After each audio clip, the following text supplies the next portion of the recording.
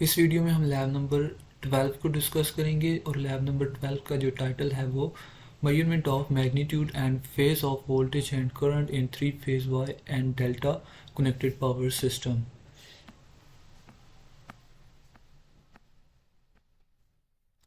Objective इस lab के हैं कि हमने पावर फाइंड करनी है, इसके अलावा बैलेंस लोड और अनबैलेंस लोड का इफेक्ट देखना है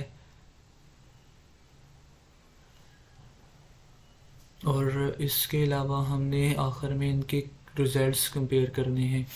सो थ्री फेज सर्किट की जब हम बात करते हैं तो हमारे पास थ्री फेज कॉमनली यूज़ होते हैं इंडस्ट्री में और इनकी एफिशिएंसी ज़्यादा होती है और ये रिलायबिलिटी भी इनकी अच्छी होती है, इसलिए इसे हम इंडस्ट्री में यूज़ करते हैं। और उसकी वजह यह है कि ये स्मूथर जनरेटर होते हैं और मोटर ऑपरेशन के लिए ज़्यादातर यूज़ होते हैं। फिर उसके अलावा हम बात करते हैं तो थ्री फेस कॉन्फ़िगरेशन सिस्टम कितने हैं, तो दो हैं, एक थ्री वायर सिस्टम है और एक फोर वायर सिस्टम है। थ्री वायर और फोर वायर सिस्टम मतलब कि हमारे पास एक डेल्टा कनेक्शन है और एक वायर कनेक्शन है। डेल्टा कनेक्शन में हमारे पास थ्री वायर्स होती हैं और इस वजह से हम इसे थ्री वायर सिस्टम कहते हैं, जबकि वाई कॉन्फ़िगरेशन में हमारे पास चार वायर्स होती हैं तो इसे हम फोर वायर सिस्टम कहते हैं। और इनमें फेज़ डिफरेंस 120 डिग्री का होता है और इससे लोड भी दो तरह से ही कनेक्ट कर सकते हैं, डेल्टा कॉन्फ़िगरेशन में और वाई कॉन्फ़िगरेशन में। और डेल्टा कॉन्फ़िगरेशन में न्यूट्रल वायर नहीं होती, सो इस वजह से इसे थ्री वायर सिस्टम भी कहते हैं। और फोर वायर सिस्टम यानी कि वाई में न्यूट्रल वायर मौजूद होती है, यानी कि तीन वायर फेस की और फोर्थ वायर जो है वो न्यूट्रल वायर। सो हमारा आज का टास्क जो है वो हमने एक balanced three phase circuit draw करना है और उसके बाद हमने उस पर एनालिसिस करना है। सो ये सारा प्रोसीजर वही है जो आपने प्रीवियस लैब में इम्प्लीमेंट किया था और आपने उसी तरह ये इसकी लाइन वोल्टेज, सोर्स वोल्टेज सारे फाइंड कर लिए। इसके अलावा आपके पास एक फैक्टर आ रहा होगा कि मतलब जब आप इसकी करंट ड्रॉ करते हैं तो करंट आपके पास वैल्यू कम होती है एज़ कम्पेयर टू वोल्टेज, तो फिर आप क्या करते हैं, करंट की वेव को मल्टीप्लाई करवा देते हैं किसी फैक्टर के साथ। सो आपका ये जो प्रॉब्लम है वो ओवरकम हो जाता है। और इस लैब में हमने वोल्टेज फाइंड करनी है T time one, time zero पे, टाइम वन पे, टाइम टू पे, थ्री पे और फिर न्यूट्रल वायर पे, न्यूट्रल वन टू थ्री, उसी तरह लाइक आपने इधर वोल्टेज फाइंड करनी है, इधर वोल्टेज फाइंड करनी है, इस पॉइंट पे और इस पॉइंट पे। ये सारा सर्किट आपको मैनुअल में गिवन होगा और आपने जस्ट इसे और कैट पे इम्प्लीमेंट करना है। और इम्प्लीमेंट करने के बाद आपने पहले सोर्स की वोल्टेज की वेव फॉर्म देख लेनी है, देन फिर आपने लोड की वेव फॉर्म देख लेनी है, फिर उसका आपने हर पॉइंट पे वोल्टेज फाइंड कर लेने हैं और फेस एंगल फाइंड कर लेना। बैलेंस के केस में तो फेस शिफ्ट नहीं आता, अनबैलेंस के केस में फेस शिफ्ट आता है। फिर आपने सेकंड पार्ट करना है डेल्टा का, कि डेल्टा में आपने एक वाई कॉन्फ़िगरेशन में इनपुट दी और डेल्टा में आपने उसे कनेक्ट कर दिया लोड। सो आपके पास इस केस में भी जो वोल्टेज आ रहे होंगे वो सेम आ रहे होंगे क्योंकि बैलेंस लोड है।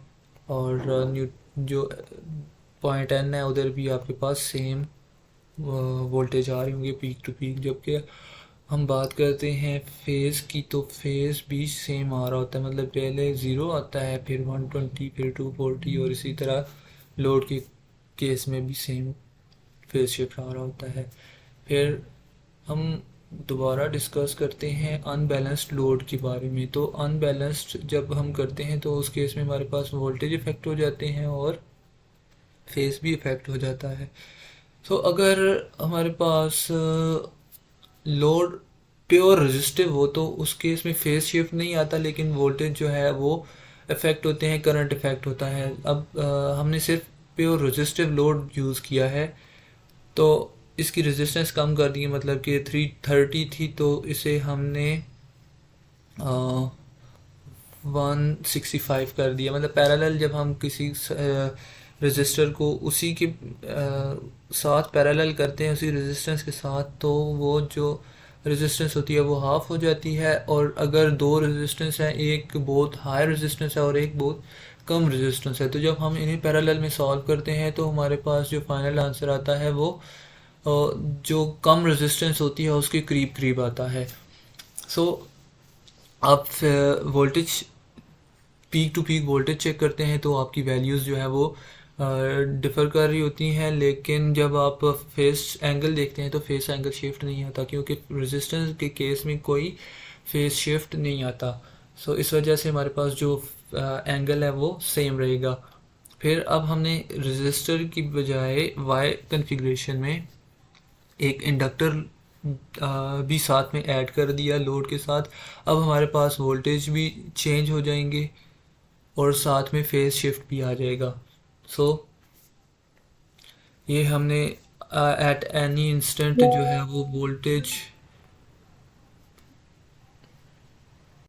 एट एनी इंस्टेंट वोल्टेज और करंट की वेव्स ड्रॉ कर दी और उनका कंपैरिजन किया।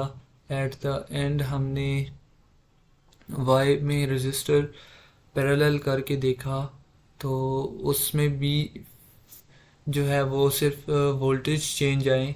उसके बाद हमारे पास कुछ डिस्कशन है कि वायर सिस्टम में हमारे पास न्यूट्रल वायर पे क्या इफ़ेक्ट पड़ता है जब बैलेंस लोड होता है या जब अनबैलेंस लोड होता है। जब बैलेंस लोड होता है तो 4 वायर सिस्टम में न्यूट्रल करंट ज़ीरो होता है, लेकिन जब हमारे पास अनबैलेंस लोड होता है तो उस केस में कुछ ना कुछ करंट न्यूट्रल वायर में से फ़्लो कर रहा होता है। मतलब जो एक्स्ट्रा करंट होता है वो न्यूट्रल वायर के थ्रू ही ग्राउंड होता है। और देन इस लैब का कंक्लूजन ये थी। हमारी लैब नंबर